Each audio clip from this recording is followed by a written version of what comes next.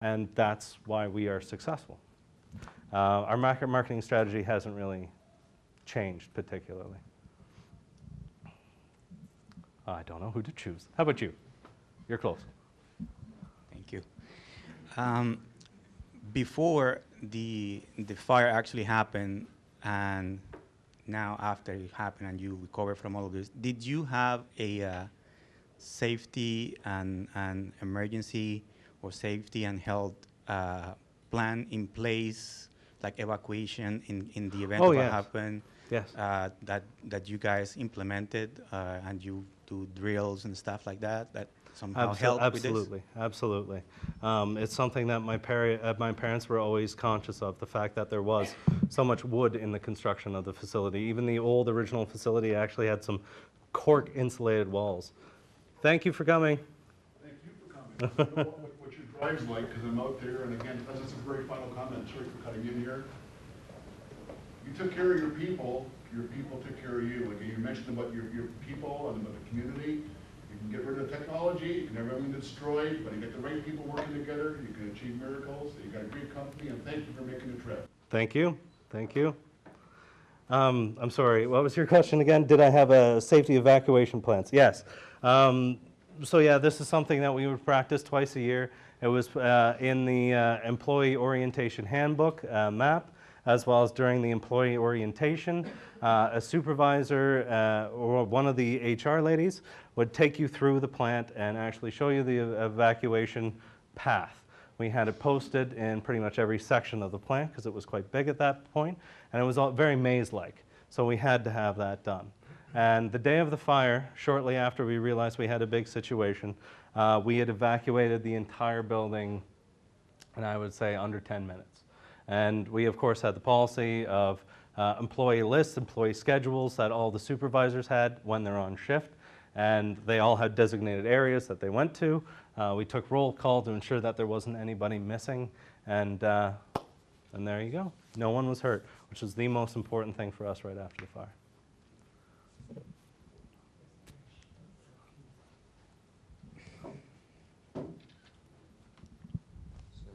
Thank you. You mentioned you didn't have a business continuity plan or package in place before the fire. Do you have one now? Well, You want to hire someone now? I was wondering if this was a sales pitch. You need it. Well, you see, the thing is that we built so many safety systems into place now that we certainly do feel confident about the safety of our factory. Just the amount of fire ratings that we have. Like, for example, the insulated panel that started the fire, it had, I can't remember how it works, but essentially, just for conversation's sake, say it's got a rating of 1 to 5. I can't remember the actual designations, but the stuff that we're using at that point was about a 3, a middle of the road. The stuff that we use now is essentially a 5. The panel, this could never happen again. A spark could never happen. The entire factory is protected as far as lightning and elements. It's a steel structure. The footings alone for all of the steel columns are just massive. The entire place, even the IT room, has sprinklers. But luckily enough, we realized at the end that we could buy what's called the Sapphire system, which is, what was the old one? Was it called Halon? Yeah, Halon, but that killed a whole bunch of people. So this new Sapphire system, it emits a gas that is actually perfect, safe for organic beings as a whole. Like, we have, of course, we still have business interruption insurance through another insurance company, I will say, which just shocked us. We couldn't believe it. These insurance companies that just forked out so much money said they didn't want to represent us anymore. We thought it was insane. Like, what do you mean? We're state of the art. We got sprinklers underneath toilets, for Christ's sakes. Like, we're never going to burn down again. Like, why wouldn't you pick us up to try and reclaim some of your money through premiums? So anyway, we shifted all of our policy, all of our insurance policies to another company. We still have the interruption insurance, because God forbid something could still happen. A tornado could come through, shut down our facility. We have diversified a little bit more. We have around 5,000 skid positions at the new main factory. We've got about 500 at the nut house, is what we call the new temporary facility. And then we've got another 13,000 skid positions down the highway. So as far as we're concerned, the only thing that could really happen is earthquake or tornado. Certainly not flooding, because we have enough pumps and drains and the entire system around that, that if we had to, we could drain off the aquifer, essentially, that we have into the Saugeen River, and we could use that to pump water into it. So we're not really worried about flooding. So the area is prone to tornadoes every once in a while. In fact, there was a tornado 3 weeks before the fire, and we thought that was, oh, what fine excitement that was. It did maybe like $20,000–$30,000 dollars damage to our facility, but you know, we didn't miss a beat. So as far as a large-scale disaster, you can say we're being overconfident, but we've built systems in place that it should never happen again. So although Markdale is your home, when you were having so many problems with the municipality, so you had other municipalities that would have bent over backwards for you. So financially, wouldn't it have been better for you to rebuild elsewhere? Yes. And why, even though Markdale is your home, why did you decide to stay there? I know this is really, really bizarre to say, but we really are a moral corporation. And really, the biggest thing for us was our people in our community. These were the main things that we were focused on. Mind you, at the same time, if my parents had not been so forward-thinking in saving literally every dime that they ever made, we might have had to do that. We might have had to say at the end of the day, you know what, we're going to save, I don't know, 5, 10, 15, whatever million by going to another municipality, and we would have been forced to. Luckily enough for all of us, my parents had built enough of a war chest that we could pay a little bit extra for it. And as well, the dollar amount that I keep on quoting for the factory is a little bit overinflated in the sense that you could build a factory like ours for significantly cheaper. But our number one priority was time. We could not let that space be empty in the marketplace. And then at the same time, there are companies like, I won't say it, but there is a grocer in particular that charges you for every single product that you were short on an order, they charge you $1,000. If it's over a certain amount, they charge you 10% of a truckload for it. These are expenses that you cannot afford. You cannot stay in business while incurring these. Time was of the essence. For example, the Pipe Fitters Union, which were the absolute worst to deal with. They only work Monday to Thursday. Fridays was overtime, time and a half. Saturdays was double time. Sundays was triple time. And holidays were 3.5 times their rate. Their base rate was around, for, you know, an apprentice pipe fitter was around $90 an hour. So you can quickly do the math and realize that when you're trying to do something quickly and you want to goddamn work on a Friday, it's going to cost you half as much more to do it. And unfortunately, we could not find the necessary skill set in the trades with the amount of tradesmen that we needed that were non-unionized. We just couldn't do it. At one point, we had up to 250 tradesmen on that construction site working at the same time. Coordinating it all was like this big, manly power machinery ballet. And it was brutal from time to time, but we did it. So the costs were just way higher, but they were necessary. You know, Sorry. thank you for coming for Thank this you. presentation. It's an excellent presentation, and you know, thing is, you guys are so lucky Oh, absolutely. because that incident happened just right at the end of your season. Absolutely. So I can say like off season actually favored you to pick up the business. No, literally, it could have been, if it was 2 weeks earlier, that would have been the perfect time. So really, September 4th was 98% of the perfect time for this to happen. If that happened just beginning of your season, then you think you can rebuild whole thing easily, including your goodwill and market? Now, we would have rebuilt quicker because we put the first shovel in the ground in November. And that's, of course, when you start getting frost, the ground is frozen, excavating, pouring concrete. You should have seen the tent network that we had up when we were pouring the supports for our building. We had to get these gigantic propane charged industrial heaters to heat up these columns in literally minus 20, 25 degree weather. It's very difficult to do. So if it had started, say, let's say April, we would have probably built the factory in just over a year. The first few months throughout the winter, it was awful. It was absolutely awful. Luckily for us, historically, ice cream companies, they build in the winter. So all of the trades that we used, even the guy who did start the fire, he was still, after everything, he was still the site supervisor. He ran the nuts and bolts of the basis of the building.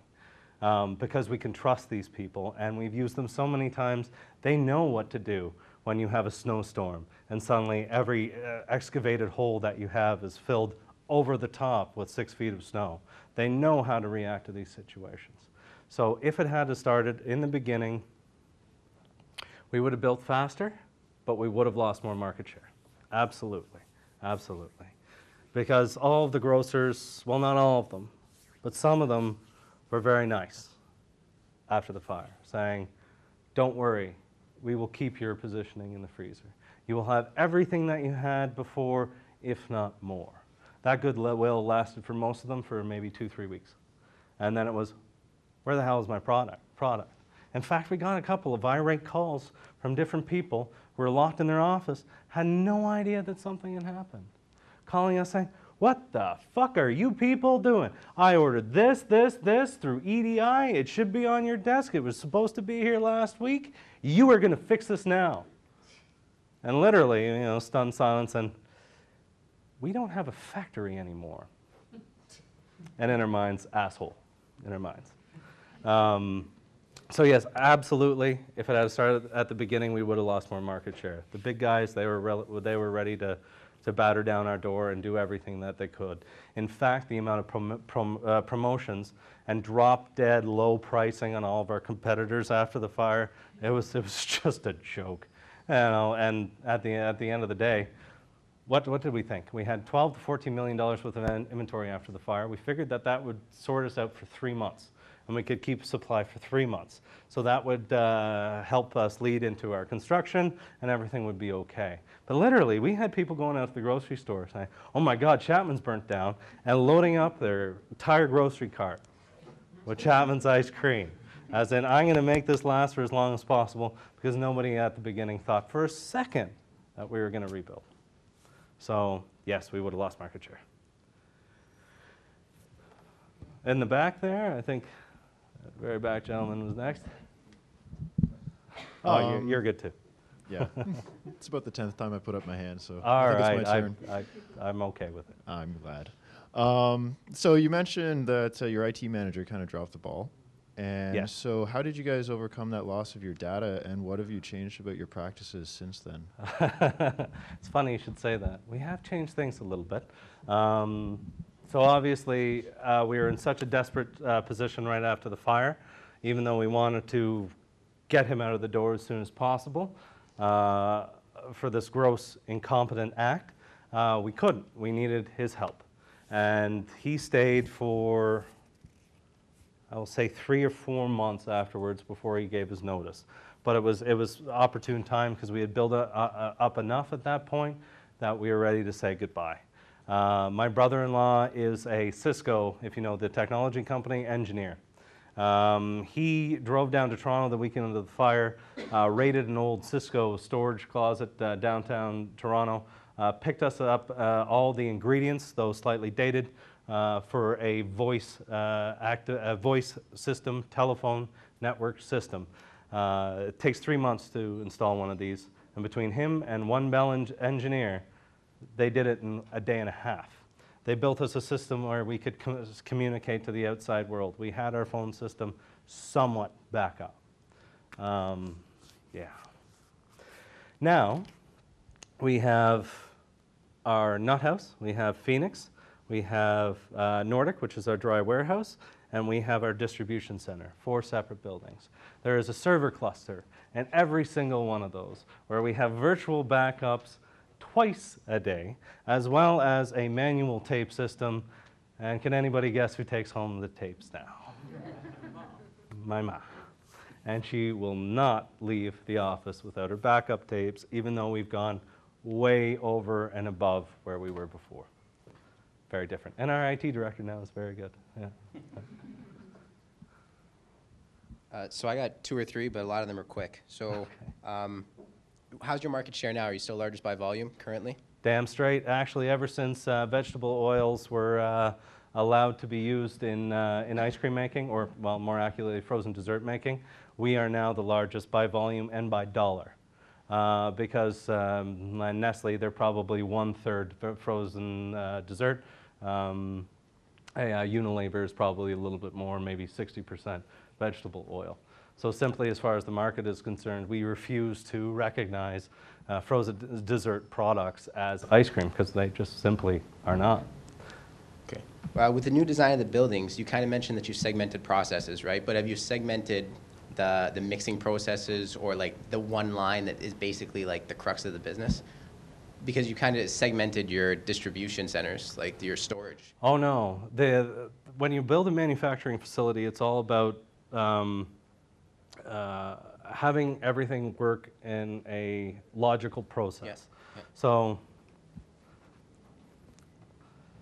if I just pop back here, I can show you a little bit better. So of the building here, this is the freezer right here. See that red mark? To this red mark, that is the freezer. Here's the one engine room. Here's the other engine room. Because the spans that we're talking 165,000 square feet, right? So just simply the engine room power that you need to drive a place like this, we had to have 2. Engine room, electrical room, electrical room. This is a drive-through cream receiving bay. This is the entire mix making portion, and the entire internal right here is the production floor. We have 13 lines, well, technically 11, but kind of 13, laid out in 2 rooms. We have a gluten-free room, a gluten-free area where all of our gluten-free products are made, and then we have just our normal peanut and nut-free section.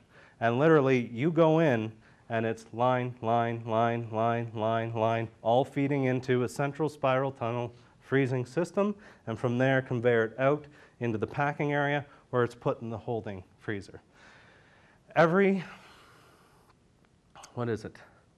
I can't remember the temperature to distance differential with stainless steel piping and mix, but the basic rule of it is you have to have everything close.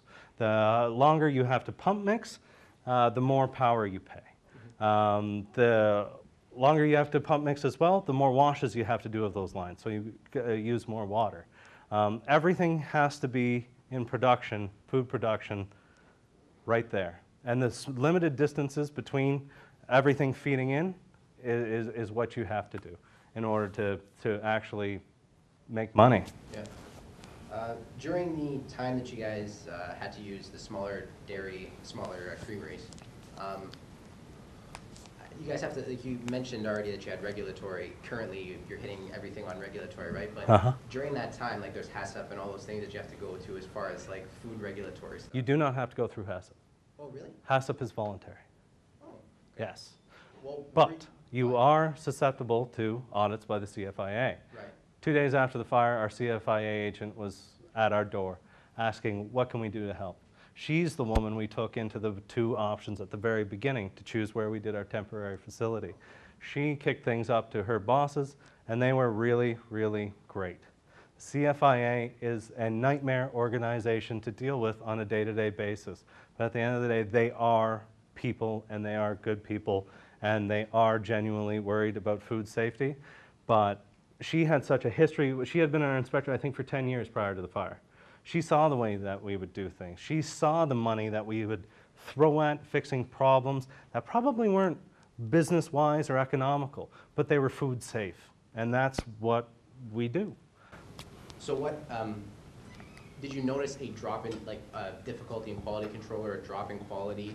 Obviously, it had to be adjusted, but because going from a better facility to these smaller ones, less automated processes, like, it's got to be fairly difficult to maintain a high quality standard. Absolutely, it was. But we had a very comprehensive quality control department in the old factory. And we had enough QC people to send to these other facilities. And in some cases, we would see products that these small ice cream makers were making just a few feet from us. And our employees were shocked. Like they were, an ice cream sandwich could come out mangled and they'd, cram it into the box, things like that. So that was part of our process, where we had our mix makers, we had our R&D people, we had our QC people going to all of these facilities to ensure that what we were doing is, well, number one, safe, and number two, up to our standards. And so yes, was there a drop in quality at this point? Absolutely. Because most of these places, they either dealt with a nitrogen freezing technology, which is incredibly expensive and totally inefficient, or they were static freezing in a freezer that did not achieve good temperatures. Back in the old days, when we did static freezing just in our freezer, we ensured that our freezer was chilled down to -24. These other places, if they were at -15, they would consider that a really good day. So yes, our quality did drop enough, but it wasn't enough for us to pull back out of these places. And we had our own people doing it, so. And just one last thing on that topic. Obviously, got to be a strong relationship with those small creameries, right? Because they helped you out. There was probably a strong relationship beforehand. So what has Chapman done after that goodwill? Well, you see, there wasn't particularly a strong relationship at all. Okay. The one good example was Stony Creek Dairies. Stony Creek Dairy, the dairy bar has been there for like 60, 70 years, something like that. The ice cream manufacturing plant has gone through so many hands, it's literally like a $5 bill, how many hands this factory has seen. I always remember a story that my father told me in the early 90s. He got a call from something Goldman, a man who owned the property, owned the facility. And he said, I'm interested in selling. I want to meet you. You should come down. My father and the VP of operations at the time drove down to see the man. They talk for a bit. They look at the facility. They're like, this is shit. We don't really want it, but it depends on how cheap it was. Because we put a competitor out of business, and we can turn this all into cold storage and have a depot closer to Toronto, perhaps, in that region, maybe. And what did he say to my father when he asked for the financials? Oh, David, trust me. Just buy it. So these are the kind of atmospheres of these small ice cream makers. Reed's Dairy is a family business. They do what they do very well. The bulk of their business is fluid milk. Their ice cream thing is on the side, but they actually do pretty well. Tracy's was bought by a man. Shaw's was bought by three sisters from a man named Denny Shaw, good friend of my father's. My father said he would never eat his ice cream, but he was a good friend. These three sisters, they have done such a job with that place. We absolutely love them. They were wonderful to work with. They would bend over backwards. We gave them bits and pieces of equipment. We still send them Christmas cards and Christmas gifts and all of these kind of things. They're lovely, lovely people. The Country Smith people, a little bit harder to work with, especially after we drew out of their co-packing our Sunday cups there. I think it was 3 months later, they had a recall for Listeria on their Sunday cup machine. We had a complete and total freeze on our product. We did in-house and out-of-house testing on it just to make sure, even though we knew the incident happened months after that we left the place. So we distanced ourselves from them because that is not what you want to be associated with on the marketplace. Listeria monocytogenes is a killer. So yeah, we've kind of distanced ourselves from them. They never really liked us, but they're decent people, enough to say we will help you out in a pinch. So mostly, and Stony Creek right now is out of business. The managers, the recent managers, drove it into the ground, and I think one of them left the country. So yeah, they're no longer a player. In fact, we were approached to buy it, and yeah, I'm sorry, that's not going to happen. The facility they have was terrible. Their equipment was older than I am.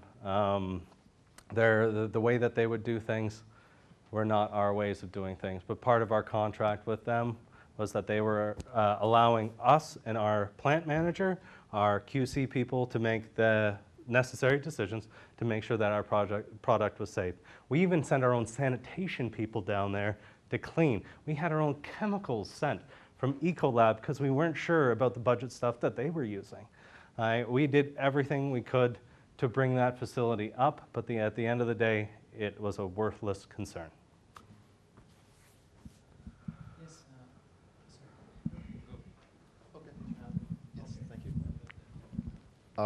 So I believe you said that during your sort of recovery period, when you were in the temporary facilities and other creameries, your production level dropped somewhat compared to what it was before, correct?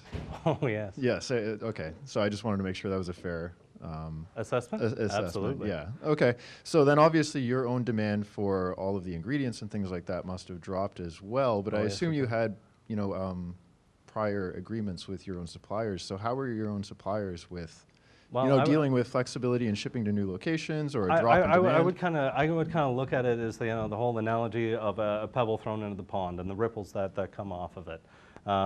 Really, it affected Ontario and it affected Canada. For example, dairy farmers.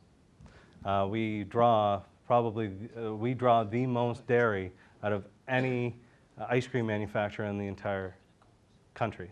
And I don't know if any of you have roots with dairy farmers, but the people don't make a lot for the product. They sell their dairy on butterfat levels. And they've been having kind of this resurgence where they've been building up steam.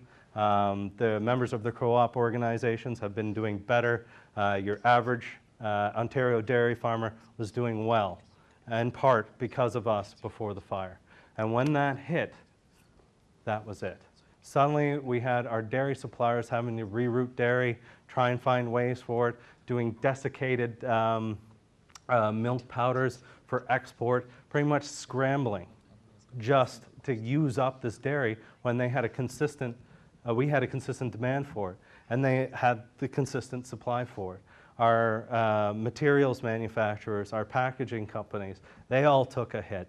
Our ingredients manufacturers, one of which is an independent in Toronto called Imperial, he makes a good portion, probably 30–40% of his profits yearly from Chapman's ice cream. The impact to him as being an independent was huge. Everything that you can think of that makes up our business was impacted. Our laundry guy, the independent guy in Guelph who we use, coming clean, he suddenly had no business. We were 90% of his business, but we had nothing for him to do. Like every facet of our business and everything connected to us suffered. Glucose, sucrose, all of these things, suddenly there was no place to sell them in Canada. We were exporting a hell of a lot more. So yeah, it was bad all around. Yeah. Okay. Just a simple question. How's your output in terms of your production and supplies, and as compared to pre-disaster situation, are you able to keep all the supplies or the stores or retailers that you were supplying before disaster? I'm sorry, I can't quite hear you. Oh, sorry. Yeah. So my question was like, how's your production as compared to what you have before the disaster? And Oh, it's considerably more now. and are you still able to like supply to all the retailers or stores that you were doing Oh, before? absolutely. If Nestle and Unilever blew up tomorrow, we could supply the entire country with as much ice cream as they want. So when you go home tonight, I want you all to hold that in your minds. Pray to whatever deity you pray to, because that would certainly be a golden lining to all this, wouldn't it?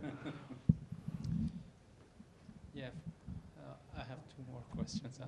Yeah. Is that okay? Time? Oh yeah, no, Yeah.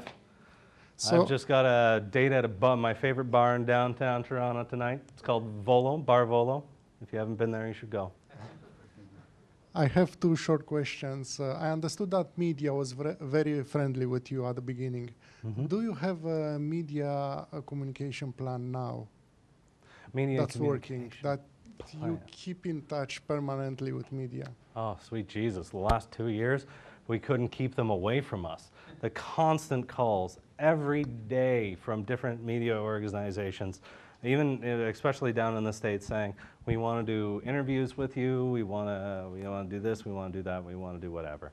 And really, we tried our best to accommodate them, but it was just too much. We were too busy, as you can see by my presentation. We just, we didn't have any extra time. We didn't have any extra hands on board to really do this. And I became the kind of de facto media person. My mother was probably 30–40% of it. I was the rest. I was constantly meeting with reporters, TV stations, radio stations, and trying to allocate some of my time to that was like pulling teeth. So do we have a media plan? Not particularly.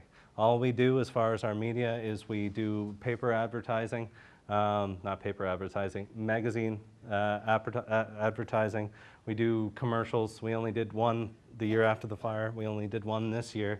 Next year we will get back to perhaps 2 or 3 with different aspects of our business that we're going to try and monopolize on. But really, do we have a plan? No. We just do it. The second question, you have now 2 or 3 backup location for IT, Mm-hmm. and how you protect that information, and also how you secure your area for a friendly... Ingersoll Rand, you know. they're one brand Schlag. They have the most rugged, as far as I'm concerned, and I did a lot of research in this before the fire because we had similar concerns about our facility either being compromised, sabotaged, things like this. And I know it might sound a little bit ridiculous, but disgruntled employees who feel that we owe them something will do just about anything, and they know how to get in. So before the fire, I researched a lot of technologies as far as locking. The key card systems and electric strikes, I found them inefficient and not rugged enough.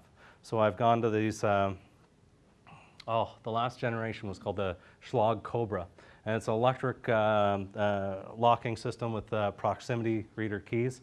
It's highly sophisticated software. You can have very many levels of access throughout your entire facility. You have options like facility shutdown. I can lock every door in the facility with about 3 or 4 mouse clicks. I can have somebody eliminated from the system. We have upgraded our security. There is over 35 cameras inside and outside the facility at this point in order to track what's coming in.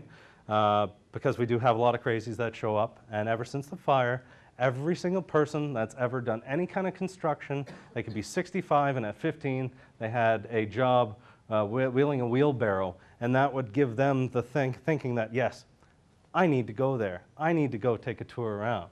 So we still are turning people away at our security because literally with all the construction and 250 tradesmen and 20 different gigantic pieces of machinery, as well as our fleet of trucks carrying trailers full of product, as well as trailers full of mix, as well as trailers full of glucose, all working in this kind of coordinated way, people would just think, yeah, let's drive in. Let's go take a tour. The danger and the implications for us were very great. So we've taken it very seriously, and we've gone a little bit overboard as far as that is concerned as well. The only thing that our line workers and general employees are allowed to bring onto the production floor is their key fob, which is this hard little, there it is right there. That's what it looks like. These things are damn near indestructible, and they have a good amount of metal in it, so if it was ever dropped in the product, our metal detectors would set it off. But our employees are mandated to carry this around with them at all times, because they will come to different checkpoints where they have to give their credentials in order to get through. So we are a very secure factory, and we are about to engage in erecting a fence around the entire property to keep people out, as we are on the outskirts of a rural town. For example, 6 months ago, we had a crazy lady in town who stole 3 dogs from different people, and we found her screaming at the dogs in the middle of in the middle of our parking lot, essentially, with our facilities like this. She attacked by one security guard. It was just absolutely insane. So this is all part of food safety and the global food safety initiatives that are going around. You got to be paranoid. So yes, we're very secure.